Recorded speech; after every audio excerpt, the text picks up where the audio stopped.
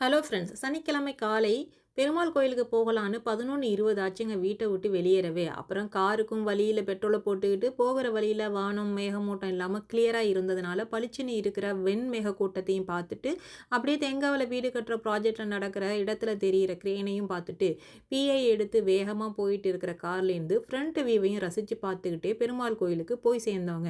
இந்த ஊரில் கார் வச்சிருக்கிறது பெரிய விஷயம் இல்லை. ஒரு விசேஷம்னா காரை பார்க் பண்ணுறதுக்கு ஃப்ரீ பார்க்கிங் தேடியே டைம் போகுங்க. அன்னைக்கும் தேடி பிடிச்சி காரை பார்க் பண்ணிவிட்டு ஒரு 12:30க்கெல்லாம் கோயிலுக்குள்ளே போயிட்டோம். நல்ல வேளை பெருமாளுக்கு ஸ்பெஷல் மந்த்து ஸ்பெஷல் டேங்கிறதுனால அவர் முகத்தை மூடிக்கவும் இல்லை, நடைய சாத்தவும் இல்லை. வெற்றிகரமாக புரட்டாசி சனிக்கிழமை முதல் வார பெருமாள் தரிசனத்தை பண்ணிட்டு வெளியில் வந்தோம். அன்னதான கியூவுக்கு பக்கத்துலேயே உள்ளே போகலாம் அப்படின்னா இது வயசானவங்க உள்ளே போகிற வழி, நீங்கள் வெளியில் ரவுண்ட் அடித்து சுற்றி வாங்க அப்படின்னுட்டாங்க. நான் உடனே என்னுடைய வீட்டுக்காரர்கிட்ட, இன்னைக்கு தலைக்கு கலர் போடாமல் ஒரிஜினல் கலர்லேயே வந்திருக்கலாமோ அப்படின்னு சொல்ல எல்லாரும் சிரிச்சிட்டோம்ல.